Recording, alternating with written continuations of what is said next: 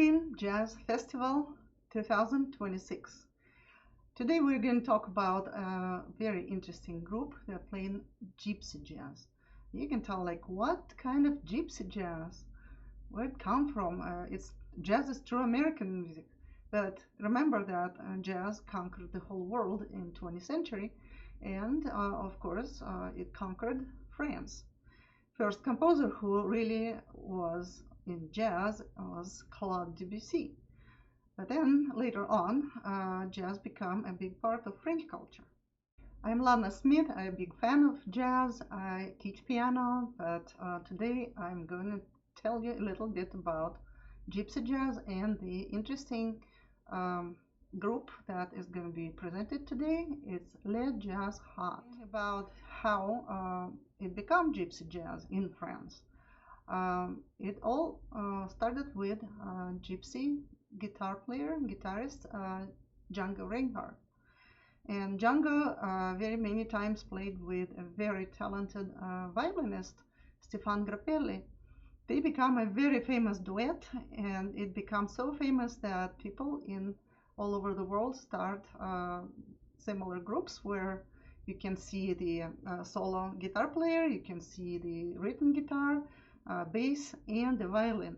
Sometimes to those groups you can see in those groups the accordion or clarinet, but kind of main idea is that quartet, and that's what we're going to see today is the quartet Le Jazz Hot that is dedicated their music style to be inspired by Django Reinhardt.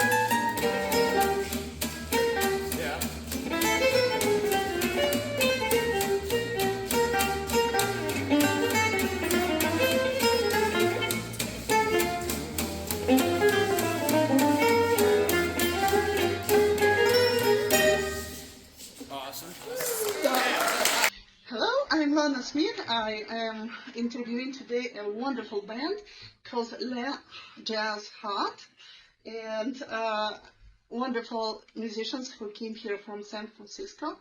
And I would like to give the word first to the person who established the band.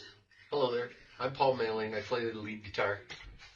This is Cullen Looper. He plays the violin and the piano when he's not playing the violin. This is Nelson Hutchison. He's rhythm guitar ace. And this is our bass man. He's a master bassist. This is Dexter Williams. Awesome. So I would like to know, first of all, I know that you established the band in 1980s, as you say? Yeah, 1989, thereabout. And when everybody else joined in this... How long have you been in the band? I think about 5 years. That's my estimation. Okay. Oh, three?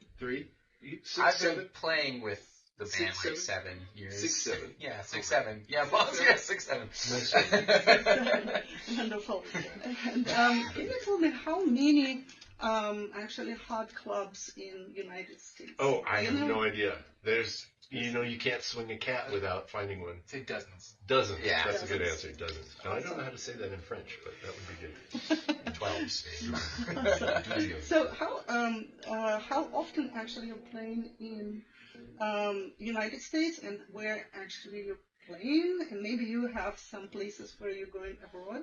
Yes, we plan on going abroad to, we're touring California in August. I'll let Nelson talk about that. Yeah. What cities? We're doing Monterey, San Luis Obispo, San Diego, Orange County, Laguna Beach, and then LA, Topanga Canyon.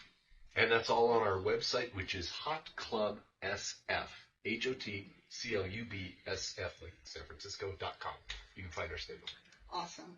I would wish you come to Colorado more often. I hope Yeah, it's you'd love not to the come back. last trip you made to Colorado. We hope it's not our last Yes. either. Yeah. By the way, this is Dexter Williams on the string bass. He just flew in this morning. He caught a 5 o'clock flight from San Francisco, 5 a.m. And he said to me, I didn't know there were 2 5 o'clocks in one day. True story. This is Jordan. This is not Jordan. This is Nelson Hutchison on the rhythm guitar making a solo. And the young man on the violin over there, that's Cullen Cujo Looper.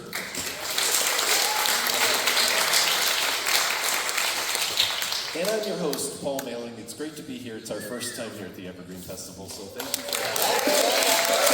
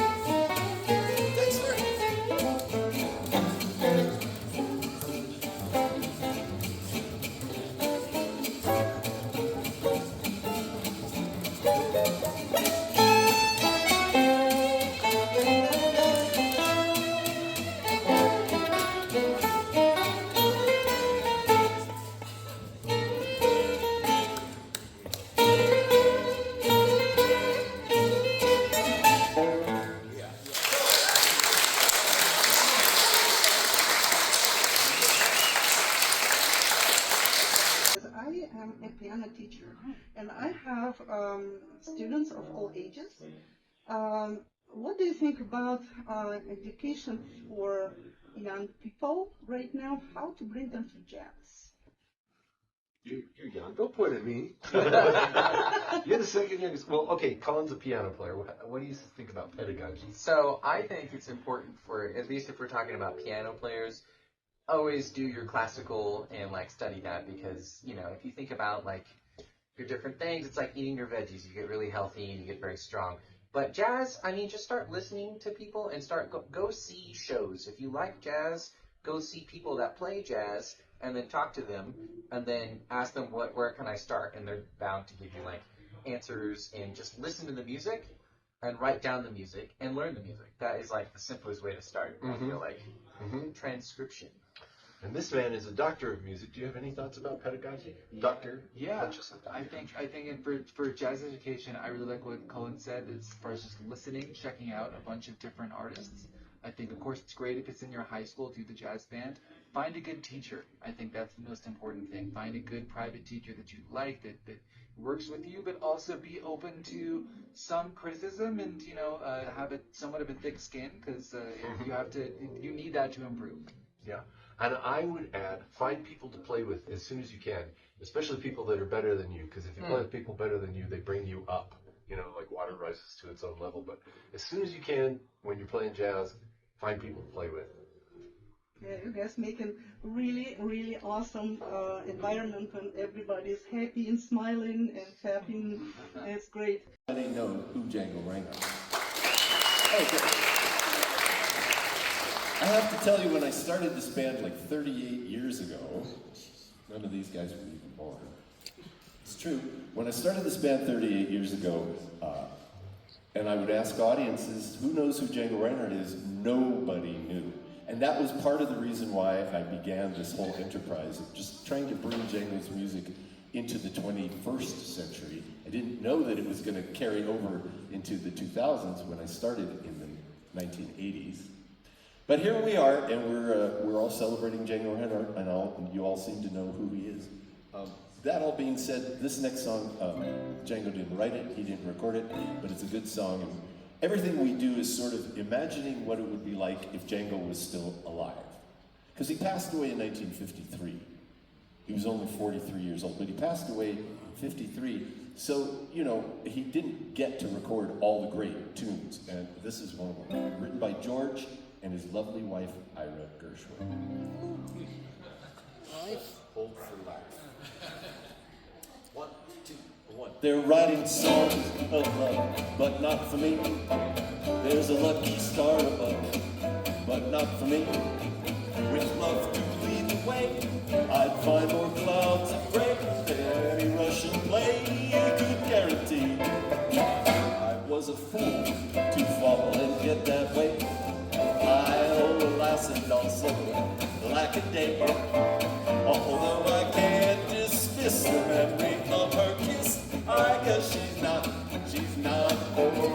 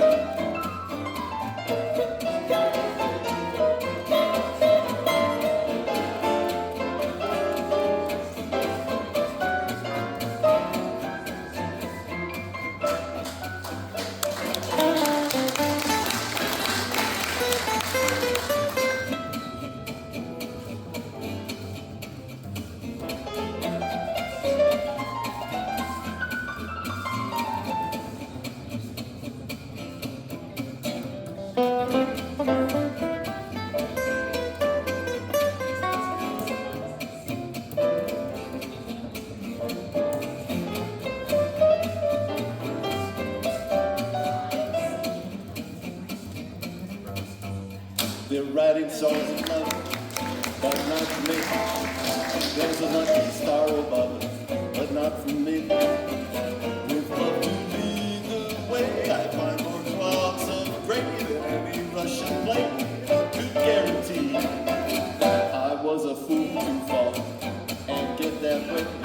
I hope, alas, and also lack a day.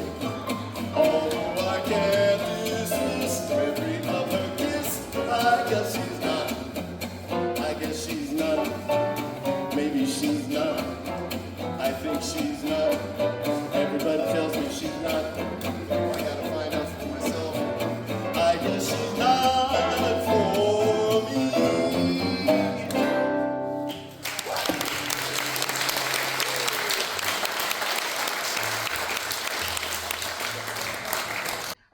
But what do you think about AI? Now AI started doing all kind of imitations, and I was very against it very much. But then recently I heard some stuff that they imitate really awesome. So what do you think about the connection with the AI and real musicians?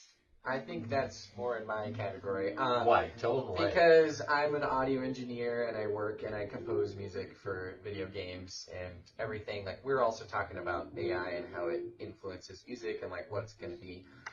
Personally, if I hear something, I immediately know it's AI. Like, at the moment, I can tell. But if you're talking about us and we're live musicians performing for people, I don't think people want to watch a robot perform. So if you want to perform music, then you don't really have much to worry about. Yeah. And the whole idea of the record industry and people making albums that reaches people is going to dissolve into a different form in a way, because, you have food, and then if AI is salt, you just pour a bunch of salt on it, then the food disappears because you just taste salt. So then it's all going to get diluted. So it's going to become more person to person and people interacting with other people. And then you make an album, and then those people value your music because they saw you and they know you. It's gonna change. It's all gonna change. But Yeah. don't fear it, but also it's not gonna save you or anything. AI. Yeah. Just see what it does. He's got a unique vantage point. I think AI has no soul. Oh, It absolutely, doesn't yeah. have that magnetic performance like you did today, Yeah. because it will never reach the quality of real people. Well, we'll see. We'll see, Yeah. but I think I agree with you, but yeah. yeah, I immediately know that's AI, even though it sounds really great, because it's just sound without soul. Soulless. Yeah. Well, Soulless. what it does, like, I'll try to briefly explain this, is that AI, it's listening to everything.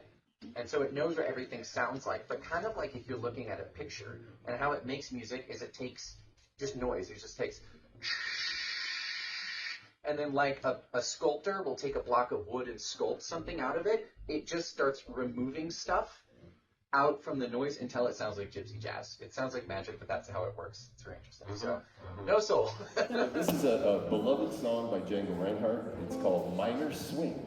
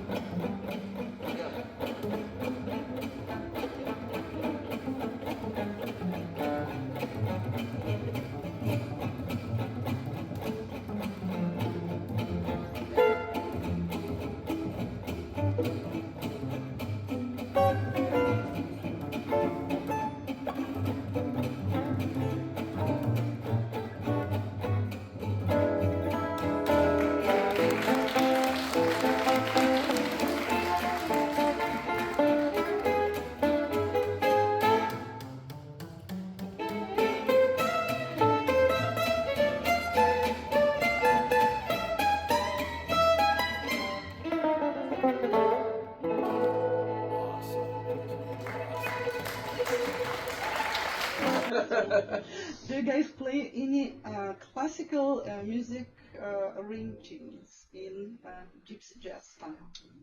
We do, but I can't think of any that we do. Oh yeah, we do a piece by Grieg. It's called A Fantasy on a Theme by Grieg, but it's the Norwegian dance from the Peer Gynt suite. That's one of the pieces. We also play The Breeze and I, which is based on, I don't know, that's the name of it, by Ernesto Luconda, the Cuban George Gershwin. Ah, He wrote that. Ba ba ba ba ba ba ba ba ba ba ba ba ba ba ba. yeah. I think he also wrote Malagueña. Yeah. He did Yeah. Malagueña, Yeah. And then Any other classical? we fit classical music in our solos all the time. Yeah, we squeeze. Mozart's a good one to put in. Your back and forth, your transition is so smooth. This person off camera is saying It that is our so transitions good. are so I'm smooth. behind the scenes. I don't see you behind the scenes. Why, thank you. Okay. Well, thank you very much, guys, for the Thank you for the interview. It was super fun. Thank you. Fun and short and sweet. And we are looking forward to see you again in Colorado. Okay, I hope so. And Chris Calabrese asked me to remind you that if you buy the CD and you don't like it, you can send it back to us, and we'll send you a CD we don't like. Right, Chris?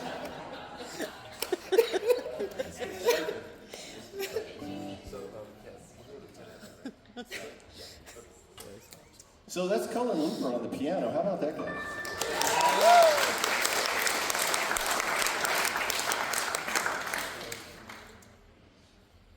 He plays other stuff too, but we're not going to let him do that. No, it's not no, we're just trying to, he's got homework. It's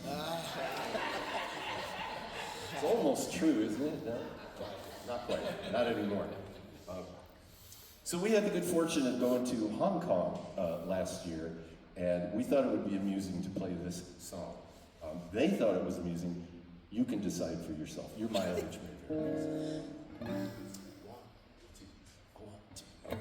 I'd like to get you on a slow boat to China, all to myself, alone. Get you and keep you in my heart, evermore. Sleep on your love, standing on the faraway shore, out on the briny with the moon big and shiny, melting your heart of stone. I'd like to get you on a slow boat to China,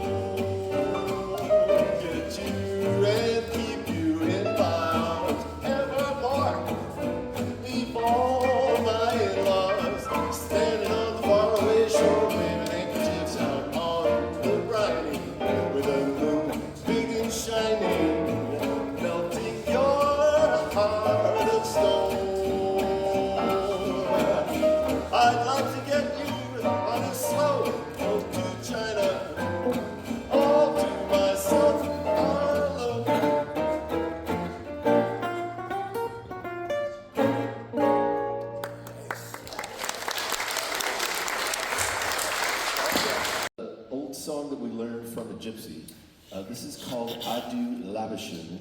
And Labashin, it sounds like you're saying goodbye to a city, but Labashin was actually a gypsy violinist.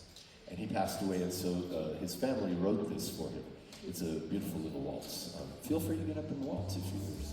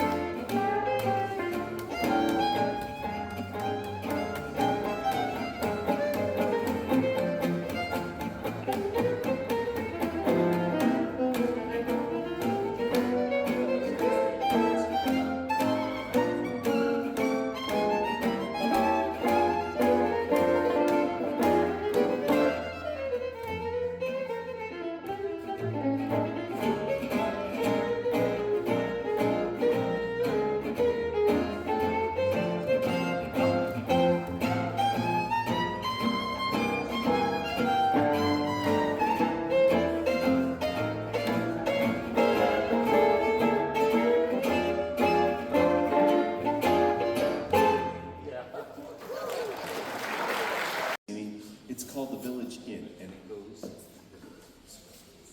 like this. Your turn. One, two, three.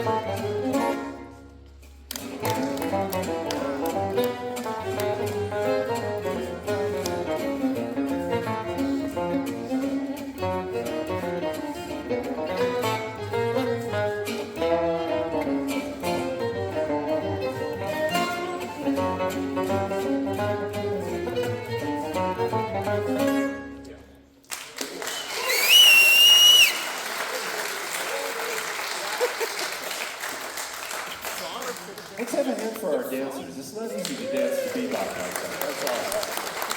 That just goes to show you that music transcends all genres. I don't know.